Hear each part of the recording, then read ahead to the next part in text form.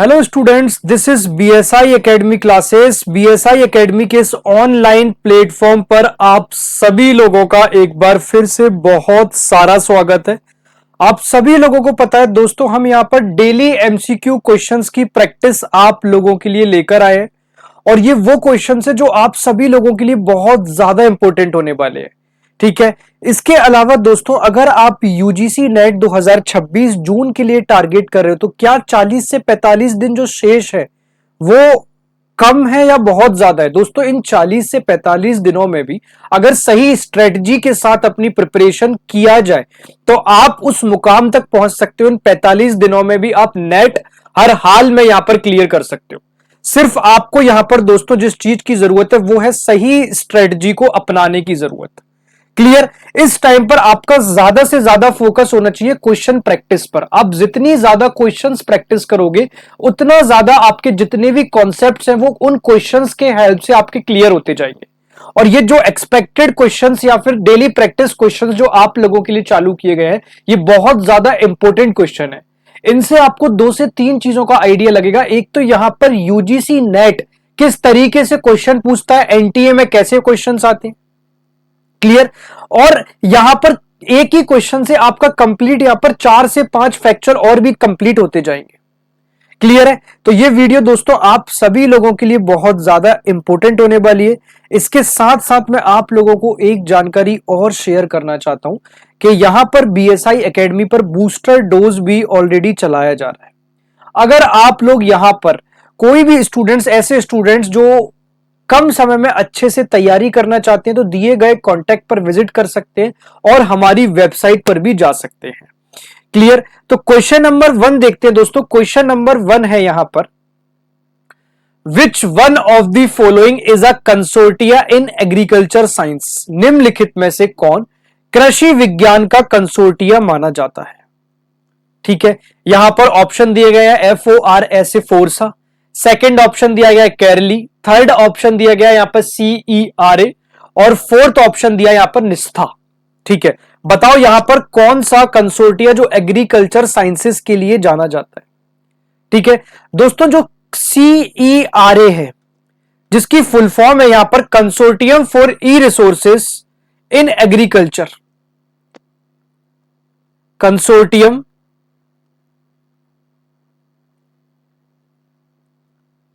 For E resources in agriculture, जिसे हम कहते हैं CERA, consortium for e resources in agriculture. ये जो है स्पेशली एग्रीकल्चर फील्ड के लिए दोस्तों यहां पर बना हुआ है। ये किस चीज के लिए बना हुआ है?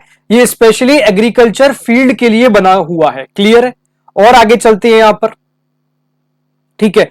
अब यहां पर सेरा क्या करता है, इसे किसने डेवलप किया? आप सभी लोग ये मुझे बताओगे। बताओ किसने डेवलप किया?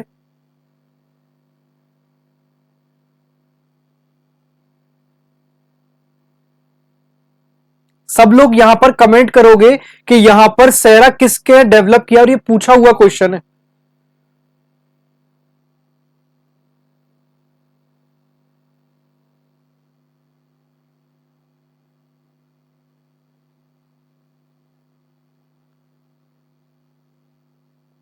आप लोग सभी मुझे कमेंट करके बताओ, मैं वेट कर रहा हूं आप लोगों का। जब तक आप लोग मुझे कमेंट नहीं करोगे मैं आगे नहीं बढ़ने वाला हूं। बात यह मैं आपको ये चीज का इसलिए बोल रहा हूं क्योंकि मैंने आप लोगों को ये चीज ऑलरेडी बता दी है। ठीक है। सेरा के बारे में यहां पर consortium for e resources in agriculture, CeRA में मैंने आप लोगों के लिए ये चीज ऑलरेडी बता दिया है। अदरवाइज मैं आप लोगों को नहीं बोलता कि यहां पर किसने इसे डेवलप किया है। दोस्तों, जो consortium for e resources in agriculture है, इसे यहां पर ICAR ने डेवलप किया है। बहुत बहुत बहुत इंपॉर्टेंट क्वेश्चन है। ठीक है, बहुत इंपॉर्टेंट क्वेश्चन है। इसे यहां पर ICAR ने डेवलप किया है और रिसर्चर्स के जो जर्नल्स होते हैं वो ई रिसोर्सेज बनाने के लिए, एग्रीकल्चर साइंसेस के लिए एकमात्र ऐसा यहां पर एग्रीकल्चर साइंस के अंदर ये कंसोर्टिया है। क्लियर। यहां तक किसी को कोई डाउट हो तो बताओ। नेक्स्ट है दोस्तों यहां पर फोर्सा, फोर्सा भी समझ लेते हैं। वही तो हमारा रोल है कि हम सारे ऑप्शंस और सारी चीजें डिटेल में क्लियर कर लें। फोर्सा की बात करें तो दोस्तों ये फोर्सा जो है resource sharing in astronomy, in astronomy and astrophysics, और इसकी स्थापना दोस्तों यहां पर 29 जुलाई 1981 में रमन रिसर्च इंस्टीट्यूट बेंगलोर में की गई थी। क्लियर है? तो आपको फोर्सा पता चल गया। ठीक है, अब यहां पर नेक्स्ट देखते हैं अपन दोस्तों कैरली, ये क्या है? तो दोस्तों जितने भी यहां पर एलियंस होते हैं, एलियंस के अंदर जो लाइब्रेरीज होती हैं उन्हें हम यहां पर कैरली कहते हैं। ठीक है, निष्ठा क्या है दोस्तों? निष्ठा जो टीचर ट्रेनिंग प्रोग्राम है, टीचर ट्रेनिंग प्रोग्राम है, उसे हम दोस्तों यहां पर निष्ठा के नाम से जानते हैं। क्लियर? तो ये सारे क्वेश्चन दोस्तों आप लोगों के लिए बहुत ज्यादा इंपॉर्टेंट होने वाले हैं। क्लियर? इन क्वेश्चंस को भूलना नहीं है, यहां पर इन क्वेश्चंस को भूलना नहीं है। ये एक एक क्वेश्चन आप ये समझना आपको नेक्स्ट देखने को मिल जाएंगे ये क्वेश्चन। अभी आज आपको ऐसा लग रहा है ना, ये वो क्वेश्चन है जो आपको यहां पर देखने को मिल जाएंगे। फोर्सा क्या है, कैरली क्या है, सेरा क्या है, निष्ठा क्या है।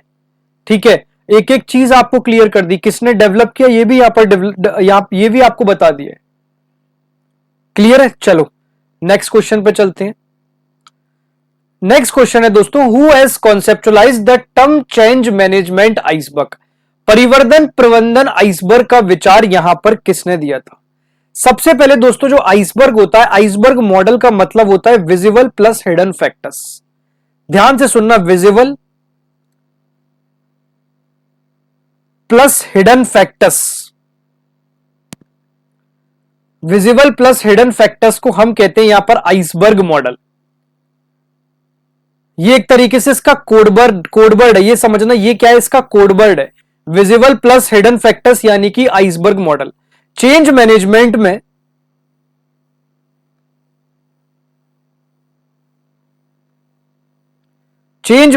में दोस्तों दो चीजें, एक है अबव वाटर और दूसरा है यहां पर चेंज मैनेजमेंट में दोस्तों बिलो वाटर। अबव वाटर में दोस्तों जितने भी स्ट्रक्चर हैं, ठीक है, जितने भी स्ट्रेटजी है वो सभी चीजें दी गई हैं। ठीक है, बिलो वाटर के अंदर दोस्तों यहां पर कल्चर दिया होता है, बिहेवियर के बारे में बात की जाती है, और बिहेवियर के साथ साथ बिलो वाटर में माइंडसेट के बारे में दी जाती है। अब ये मॉडल जो आइसबर्ग मॉडल है आखिर बताता क्या? ये बताता है कि रियल चेंज, ठीक है, जो भी आपको यहां पर सामने देखने को मिलता है ना, वो रियल चेंज यहां पर आपको सिर्फ देखने को मिलता है। उस रियल चेंज के पीछे जो वास्तविक कहानी है वो हिडन फैक्टर्स के अंदर यहां पर की जाती है। किसमें की जाती है? वो हिडन फैक्टर्स के अंदर की जाती है। और इसे यहां पर चेंज मैनेजमेंट आइसबर्ग का जो मॉडल है वो सबसे पहले यहां पर दिया गया था ऑप्शन नंबर सी में, विल्फ्राइड क्रूगर ने। विल्फ्राइड क्रूगर ने बताया था कि जितने भी यहां पर डिजायरेबल रिजल्ट्स होते हैं, जो भी यहां पर डिजायरेबल रिजल्ट्स हैं दोस्तों, यानी कि जो भी यहां पर वांछित परिणाम है, उन वांछित परिणामों को प्राप्त करने के लिए, ठीक है, उन वांछित परिणामों को यानी कि डिजायरेबल रिजल्ट्स को प्राप्त करने के लिए, ठीक है, लोगों का नेतृत्व करने के लिए एक यहां पर हिडन फैक्टर्स का चेंज किया जाता है ताकि आपको जो विजिबिलिटी है वो यहां पर चेंज होके मिल सके। क्लियर? यहां तक किसी को भी डाउट हो तो बताओ।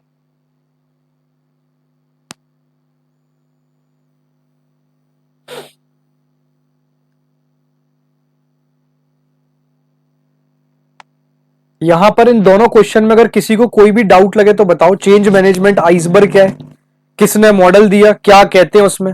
नेक्स्ट क्वेश्चन है दोस्तों, आ हाइपोथेसिस शुड बी, किसी परिकल्पना को होना चाहिए। ठीक है, यहां पर जब भी यहां पर आपको हाइपोथेटिकल सिचुएशन मिलेगी तो उसमें कुछ चीजें देखी जाती हैं। सबसे पहले तो उसमें जितने भी फैक्ट्स हैं, ठीक है, उन फैक्ट्स का वेरिफिकेशन या फिर सत्यापन होना चाहिए। उन फैक्ट्स का वेरिफिकेशन या फिर सत्यापन होना चाहिए। दूसरा दोस्तों यहां पर related to existing body of knowledge होना चाहिए। जितने भी फैक्ट्स हैं वो यहां पर related to existing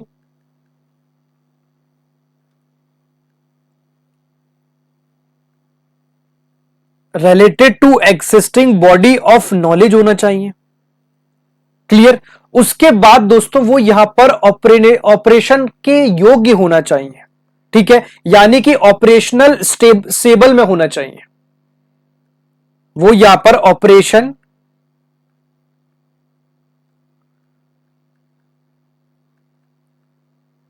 operation stable में होना चाहिए। यहां तक किसी को कोई भी अगर सिंगल डाउट है तो आप लोग मुझे बताओ। ठीक है, अब यहां पर हाइपोथेसिस दोस्तों होता क्या है? तो दोस्तों जो हाइपोथेसिस है, हाइपोथेसिस एक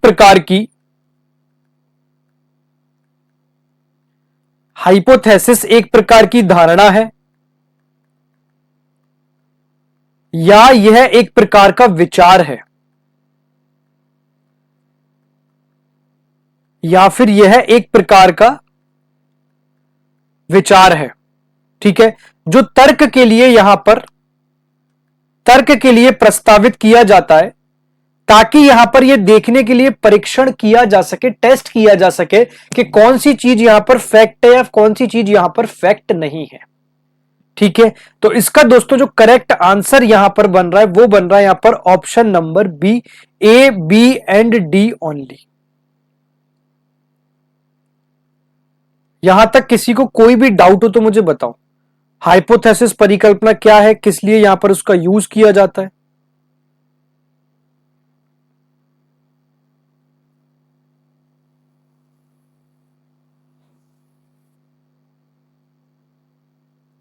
ठीक है, नेक्स्ट है दोस्तों यहां पर the process of establishing the worth of a job in relation to other jobs in the organisation is known as. क्या मतलब है इसका? संगठन में किसी कार्य के महत्व को अन्य कार्यों की तुलना में स्थापित करने की प्रक्रिया यहां पर कहलाती है।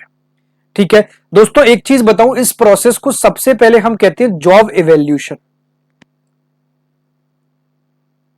जॉब इवैल्यूएशन यानी कि कार्य मूल्यांकन। अब ये क्यों किया जाता है दोस्तों? ध्यान देने की बात यह कि डिफरेंट जॉब्स की वैल्यू कंपेयर करना, इसका यूज हमेशा किया जाता है डिफरेंट जॉब्स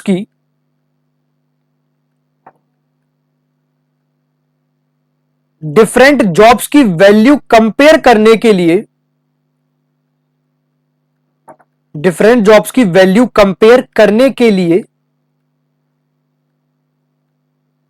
इसका हम यूज करते हैं। डिफरेंट जॉब्स की वैल्यू कंपेयर करने के लिए इसका हम यूज करते हैं। अब यहां पर इसका यूज क्यों कर रहे हैं? मोस्ट इंपॉर्टेंट थिंग दोस्तों, जो सैलरी स्ट्रक्चर होता है, जो यहां पर सैलरी स्ट्रक्चर होता है, उस सैलरी स्ट्रक्चर को डिसाइड करने के लिए,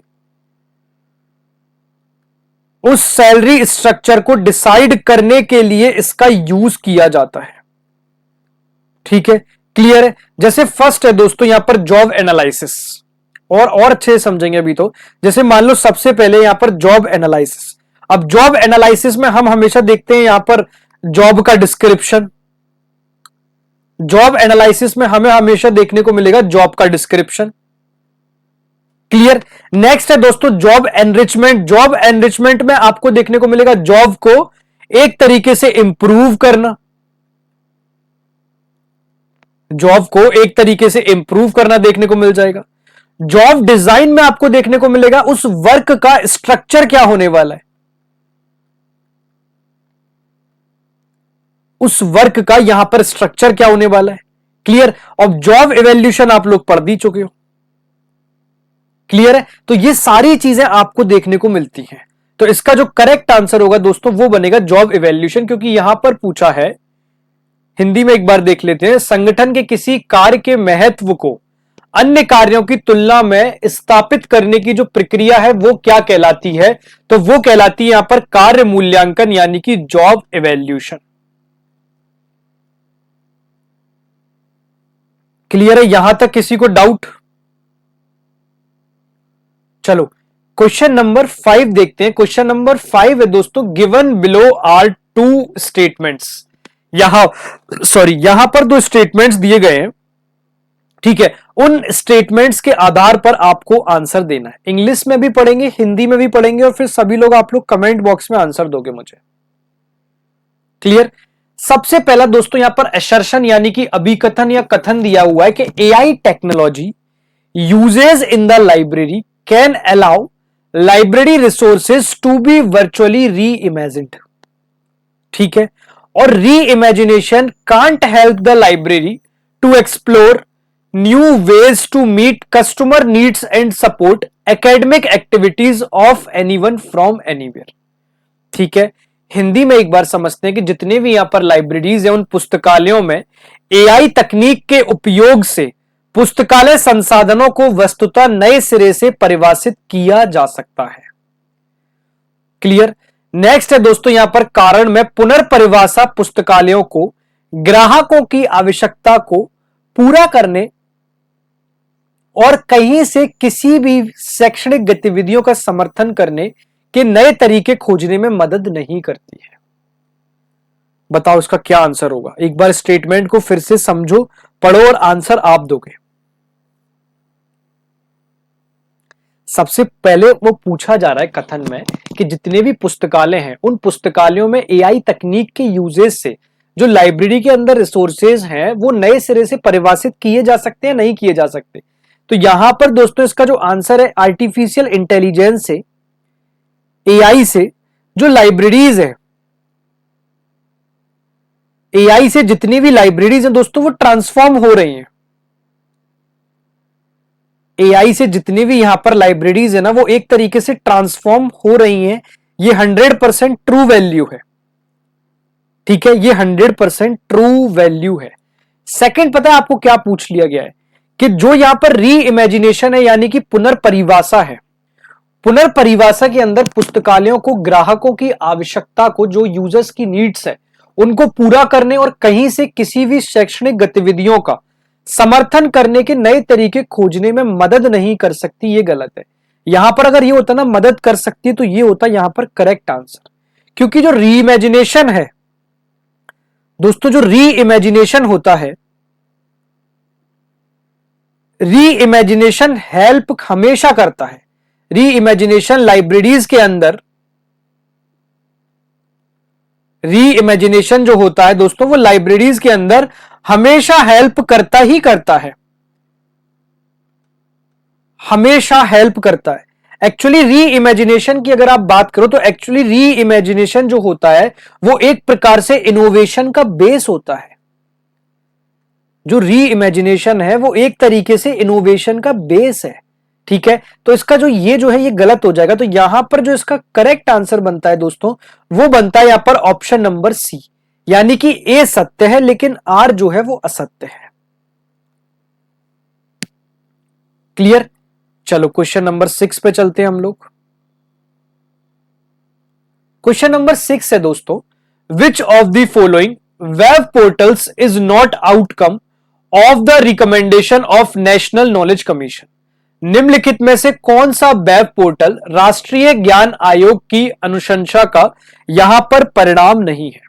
यहां पर पूछा जा रहा है कि जो नेशनल नॉलेज कमीशन है, कमेंट करके बताओ कि नेशनल नॉलेज कमीशन की स्थापना यहां पर कब की गई थी।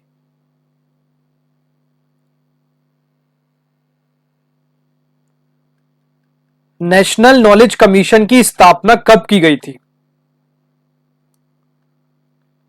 सभी लोग कमेंट करके बताएंगे कि यहां पर नेशनल नॉलेज कमीशन की स्थापना यहां पर कब की गई थी। ये मैं आप लोगों के कमेंट में आंसर देखना चाहता हूं।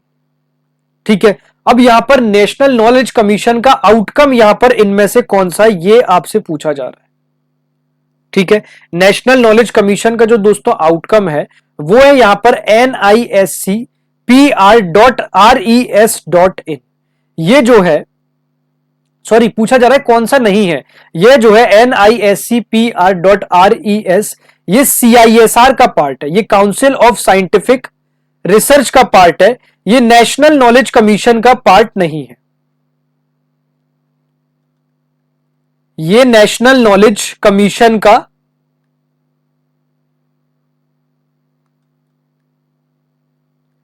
नेशनल नॉलेज कमीशन का पार्ट नहीं है। एक और चीज यहां पर मोस्ट इंपोर्टेंट देखने को मिल जाती है कि नेशनल नॉलेज कमीशन का पार्ट कौन कौन सा है। तो यहां पर ध्यान रखना ntm.org.in, ठीक है, nkn.gov.in, ठीक है, nhp.gov.in, ये जो तीनों के तीनों है यहां पर ये नेशनल नॉलेज कमीशन के आउटकम है। और जो NISCPR.RES.in है ये दोस्तों यहां पर CISR का आउटकम माना जाता है। यहां तक किसी को कोई डाउट है कि क्लियर है सारे की सारे डाउट्स? चले, ये दोस्तों बहुत इंपॉर्टेंट क्वेश्चन है, बहुत इंपॉर्टेंट क्वेश्चन है, बहुत आसान क्वेश्चन है। अगर थोड़ा भी यहां पर इजी ट्रिक पे जाओगे तो इसको सॉल्व कर ले जाओगे। एक सेकेंड, ये क्या हुआ है?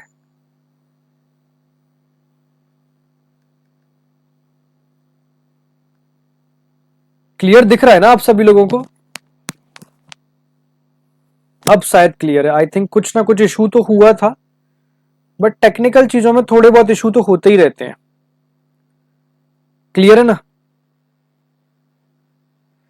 चलो, एक तरफ यहां पर ट्रेंड्स दिए गए, कुछ कॉन्सेप्ट्स दिए गए और उसके डिस्क्रिप्शन से आपको यहां पर दोस्तों आंसर मिलाना है। सबसे पहला ट्रेंड्स क्या है? ट्रेंड्स यानी कि जिसे हम हिंदी में प्रवृत्तियां कहते हैं। ट्रेंड्स दोस्तों जो है वो है यहां पर पास्ट ईयर डेवलपमेंट के आधार पर, ठीक है। ट्रेंड्स है यहां पर significant development of past year for a particular field, ठीक है। ट्रेंड्स का करेक्ट आंसर है यहां पर significant development of a past year for a particular field. Clear है? ठीक है दोस्तों। सेकंड है CAS, current awareness service. Current awareness services के अंदर दोस्तों आपको जितने भी यहां पर प्रोवाइडिंग कंटेंट पेज हैं जो कि रीसेंट इश्यूज के होते हैं वो आपको देखने को मिलते हैं, ठीक है। करेंट अवेयरनेस सर्विस के अंदर आपको प्रोवाइडिंग कंटेंट पेज देखने के मिलते हैं of recent issues of periodicals, ठीक है। नेक्स्ट दोस्तों यहां पर आ जाता है ट्रांसलेशन सर्विस। ट्रांसलेशन सर्विस की अगर हम बात करें तो translation service saving time of researchers bye crossing language barrier को हम कहते हैं यहां पर ट्रांसलेशन सर्विसेज, ठीक है। क्लियर है? समझ आ गया? अब नेक्स्ट यहां पर बचता है दोस्तों इलस्ट्रेशंस क्या होते हैं। तो इलस्ट्रेशंस के अंदर जितने भी आपके डायग्राम्स हैं, जितने भी पिक्चर्स हैं, फोटोग्राफ्स हैं, कार्टून्स हैं, स्लाइड्स हैं, फिल्म्स हैं, रिकॉर्डिंग्स हैं, ये सारे की सारी चीजें आपको यहां पर इलस्ट्रेशंस के अंदर देखने को मिलती है। एक बार हिंदी में भी देख लेते, ट्रेंड्स जिसे हम हिंदी में रुझान कह रहे थे या फिर प्रवृत्तियां कह रहे थे किसी विशेष क्षेत्र में पिछले वर्ष का महत्वपूर्ण विकास को हम ट्रेंड कहते हैं, ठीक है। नेक्स्ट है दोस्तों वर्तमान जागरूकता सेवाएं जिसे हम करंट अवेयरनेस सर्विस कहते थे। पत्रिकाओं के नवीनतम अंकों का विषय पृष्ठ उपलब्ध कराना, ठीक है। क्लियर है? नेक्स्ट है दोस्तों यहां पर अनुवाद सेवा। अनुवाद सेवा क्या है? यहां पर अनुवाद सेवा की अगर हम बात करें, ठीक है, तो अनुवाद सेवा यानी कि भाषा की वादा को दूर कर जितने भी यहां पर जो रिसर्चर्स हैं, शोधकर्ता है, उनका समय बचाना, ठीक है। अनुवाद सेवा क्या है?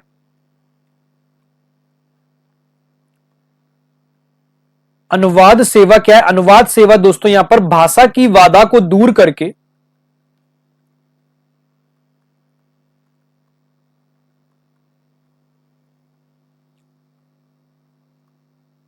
भाषा की वादा को दूर करके जितने भी यहां पर शोधकर्ता हैं, शोधकर्ताओं का समय बचाना। क्लियर हो गया? नेक्स्ट आ जाता है दोस्तों यहां पर चित्र। चित्र की अगर हम बात करें तो आरेख, चित्र, फोटोग्राफ, कार्टून, स्लाइड्स, फिल्म है, रिकॉर्डिंग, ये सारी की सारी चीजें आपको देखने को मिल जाएंगी। तो इसका जो करेक्ट आंसर देखने को मिलता है वो मिलता है यहां पर option number D. Any doubt? चले आगे। चलो नेक्स्ट क्वेश्चन चलते हैं, बहुत इंपॉर्टेंट क्वेश्चन है। KWIC इंडेक्स एंट्रीज कंटेस्ट, ठीक है। KWIC index entries consist of keyword in context.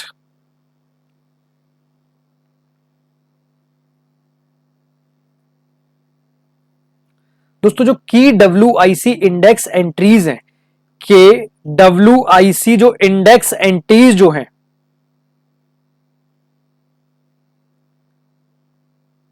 Index entries है, उसके अंदर दोस्तों आपको कीवर्ड देखने को मिलते हैं। कीवर्ड के साथ साथ दोस्तों उसके अंदर आपको कॉन्टेक्स्ट देखने को मिलते हैं। कॉन्टेक्स्ट के साथ साथ दोस्तों आपको उसके अंदर यहां पर लोकेशन कोड देखने को मिलता है, ठीक है, या फिर आइडेंटिफिकेशन कोड भी कई बार लिखा होता है, तो कंफ्यूज मत होना।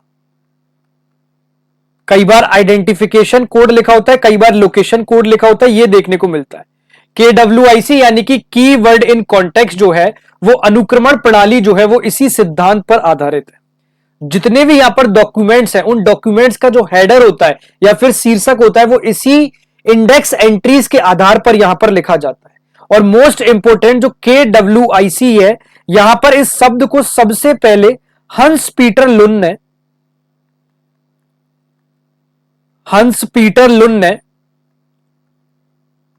1958 में सबसे पहले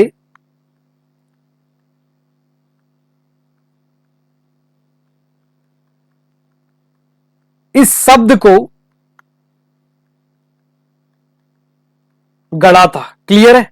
कीवर्ड इन कॉन्टेक्स्ट में क्या क्या आता है, किसने इस शब्द को सबसे पहले दिया था, कब दिया था, ये सारी की सारी चीजें याद रख लेना। हिंदी मीडियम वालों के लिए हिंदी में भी यहां पर देखने को मिल जाएगा।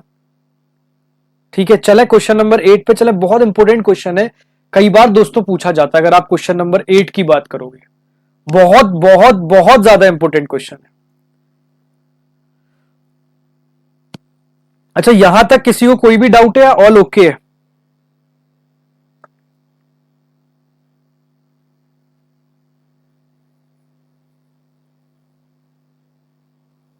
यहां तक किसी को कोई भी डाउट, आगे चले? डाउट हो तो आप लोग कमेंट बॉक्स में करा करो, आपके डाउट के आंसर्स में देने की कोशिश करूंगा। कोई भी डाउट है तो मैं आपको वहीं की वहीं रिवर्ट करूंगा। ठीक है, जब तक आप पूछोगे नहीं तब तक आपके यहां पर क्वेश्चन सॉल्व करने में प्रॉब्लम आएगी आएगी। क्वेश्चन नंबर 8 चलते हैं दोस्तों। Which of the following are related to semantic web technology? कई बार क्वेश्चन पूछा गया है सिमेंटिक वेब टेक्नोलॉजी का, निम्नलिखित में से कौन सी सिमेंटिक वेब टेक्नोलॉजी से संबंधित है? एक सेकेंड, पेन को क्या हो गया, मेरे टैब को।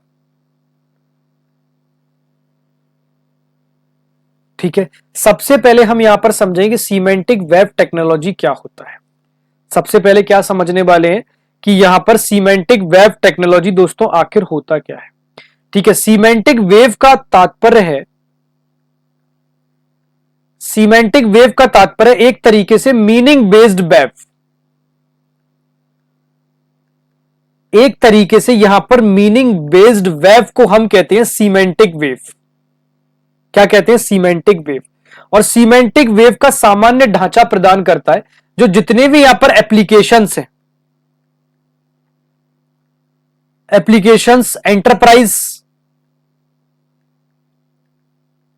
ठीक है, और सामुदायिक सीमाओं के पार साझा और पुनः उपयोग करने की अनुमति देता है, उसे हम कहते हैं सीमेंटिक वेव टेक्नोलॉजी। और यह जो है W3C के सहयोग से बनाया गया था। W3C आप लोगों को पता होगा, world wide wave consortium, world wide wave consortium.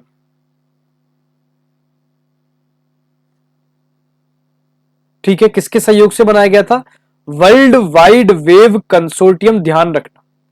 ठीक है, अब यहां पर कुछ ऑप्शंस नहीं दिए गए क्योंकि इसमें एक से अधिक आंसर सही है। जितने भी आप लोग कमेंट कर रहे हो ना, उसमें से एक से अधिक आंसर सही है। वर्ल्ड वाइड वेव कंसोर्टियम का दोस्तों प्रतिपादन टिम बर्नर्स-ली के द्वारा किया गया था।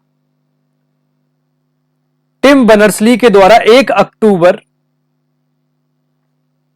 1994 में किया गया था। और इसका हेडक्वार्टर की अगर हम बात करें, इसका हेडक्वार्टर यहां पर कैम्ब्रिज यूएस में स्थित है। इसका हेडक्वार्टर कैम्ब्रिज यूएस में स्थित है। और इसके माध्यम से बड़ी संख्याओं में, इसके माध्यम से बड़ी संख्याओं में लोगों को या फिर रिसर्चर्स को, स्कॉलर्स को सभी तरीके की भागीदारी देखने को मिलती है। अब इसका जो करेक्ट आंसर है दोस्तों वो यहां पर है ए, बी एंड सी। इसमें आरडीएफ भी आता है, इसमें ऑन्टोलॉजीज भी आ जाती हैं और इसमें यूआरएल भी देखने को मिल जाता है। क्लियर? क्वेश्चन नंबर 9 बहुत आसान है, देखते से आप लोग सॉल्व कर दोगे। थोड़े भी ठीक से पढ़ोगे तो क्वेश्चन नंबर 9 को सॉल्व कर पाओगे। क्वेश्चन नंबर 9 में भी यहां पर ऐसे चूज द करेक्ट आंसर है। इंग्लिश में आपको नहीं दिए गए, अभी पहले हम क्वेश्चन पढ़ लेते हैं इंग्लिश में, फिर हिंदी में पढ़ेंगे, फिर सॉल्व करते हैं। क्वेश्चन नंबर 9 है दोस्तों, सिर्फ और सिर्फ कॉन्सेप्चुअल बेस्ड क्वेश्चन। अगर थोड़ा सा भी ध्यान से पढ़ोगे तो जो लाइब्रेरी के स्टूडेंट्स भी नहीं होंगे वो भी इस क्वेश्चन को सॉल्व कर सकते हैं। क्वेश्चन नंबर 9 है यहां पर कि which of the following statements are correct regarding digital libraries. ठीक है, कि कौन सा डिजिटल लाइब्रेरीज के रिगार्ड्स यहां पर कौन कौन से स्टेटमेंट्स यहां पर सही साबित होते हैं। सबसे पहले, digital libraries store information only in printed format. जो डिजिटल लाइब्रेरीज है, क्या वो जितने भी इंफॉर्मेशन है उनको सिर्फ प्रिंटेड फॉर्मेट में ही स्टोर करती हैं? बताओ। सेकंड है दोस्तों यहां पर, digital libraries provide remote access to information resources. ठीक है। थर्ड है दोस्तों यहां पर, digital libraries support multimedia resources. Fourth है यहां पर, digital libraries eliminate the need of metadata. बताओ इसका करेक्ट आंसर क्या करोगे? हिंदी मीडियम वालों के लिए हिंदी में भी एक बार पढ़ लेते हैं कि डिजिटल पुस्तकालय केवल मुद्रित रूप से ही जानकारी संग्रहित करती है, केवल प्रिंटेड फॉर्म में यहां पर जानकारी देती है। ठीक है। सेकंड है दोस्तों यहां पर, डिजिटल पुस्तकालय सूचना संसाधनों तक दूरस्थ पहुंच प्रदान करते हैं। थर्ड है यहां पर, डिजिटल पुस्तकालय मल्टीमीडिया संसाधनों का समर्थन करते हैं। या फिर डिजिटल पुस्तकालय मेटा डेटा की आवश्यकता को समाप्त करते हैं। दोस्तों कभी भी डिजिटल लाइब्रेरीज सिर्फ और सिर्फ प्रिंटेड फॉर्म में जानकारी को प्रोवाइड नहीं करते हैं। ध्यान रखना, जितनी भी डिजिटल लाइब्रेरीज हैं वो कभी भी यहां पर प्रिंटेड नहीं होती हैं, वो एक तरीके से रिमोट एक्सेस होती हैं हमेशा के लिए। वो डिजिटल लाइब्रेरीज हमेशा रिमोट एक्सेस मानी जाती हैं। और दूसरा, उनको यहां पर मल्टीमीडिया सपोर्ट काफी हाई लेवल पे मिलता है। उन लाइब्रेरीज को मल्टीमीडिया सपोर्ट काफी ज्यादा हाई लेवल पर मिलता है। ये दोनों के दोनों पॉइंट्स याद करके रखना। और यहां पर मेटा डेटा इंपॉर्टेंट होता है, जबकि मेटा डेटा की जो आवश्यकता है, यहां पर जो मेटा डेटा की आप बात कर रहे हो वो मेटा डेटा की आवश्यकता जबकि होती है, उसकी यूज की आवश्यकता होती है। मेटा डेटा यहां पर इंपॉर्टेंट होता है, मेटा डेटा यहां पर इंपॉर्टेंट होता है। ऐसा बिल्कुल नहीं है यहां पर कि मेटा डेटा का इंपॉर्टेंस यहां पर नहीं किया जाता है या फिर नहीं होता। यह ध्यान देने वाली बात है। क्लियर है? चलो नेक्स्ट क्वेश्चन है दोस्तों, which of the following are function of library catalogue. ठीक है, निम्नलिखित में से कौन से कार्य पुस्तकालय सूची के हैं? बताओ। यह भी अगर आप ध्यान से देखोगे ना तो ऑटोमेटिक बता सकते हो।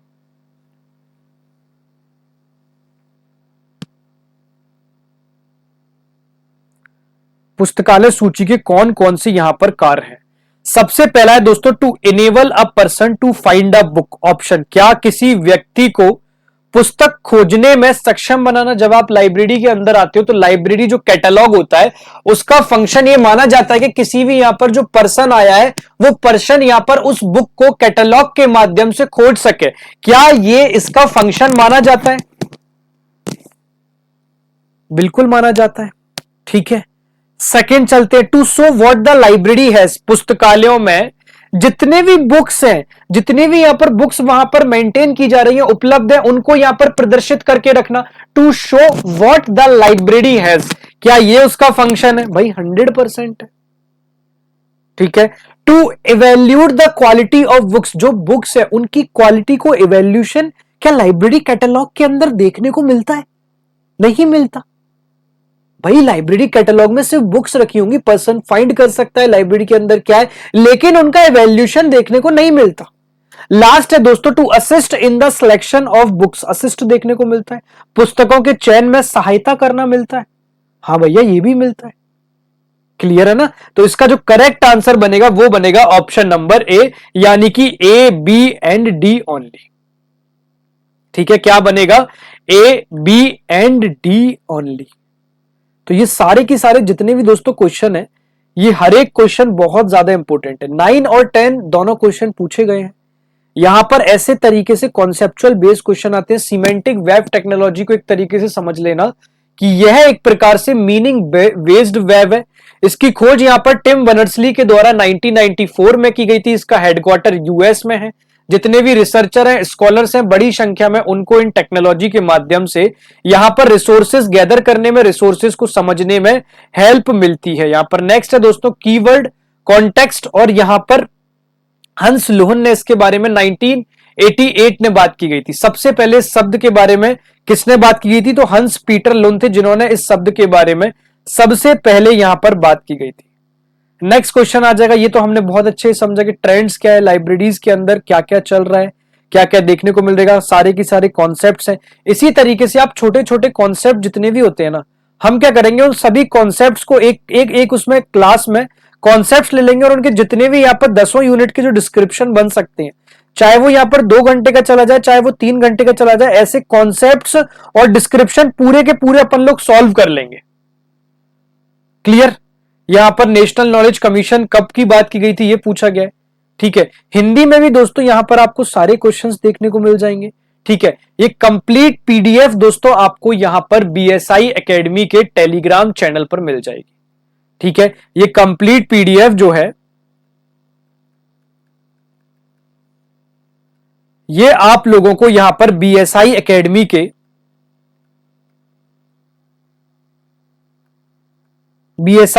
के टेलीग्राम चैनल पर देखने को मिल जाएगी। ठीक है, तो आप इस पीडीएफ को डाउनलोड कर सकते हो। इसके अतिरिक्त अगर आप लोगों को कोई भी दोस्तों क्वेरी है, किसी भी तरीके की क्वेरी को आप दिए गई वेबसाइट पर जा सकते हो और इसके साथ साथ हमसे कांटेक्ट भी कर सकते हो।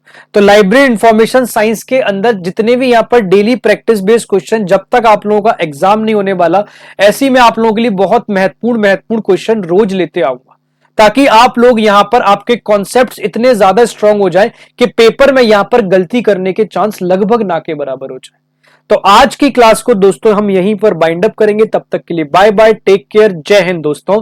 और इस साल यहां पर हमें 2026 में नेट जेआरएफ लाइब्रेरी साइंस के अंदर क्लियर करना ही करना है। चलो बाय बाय।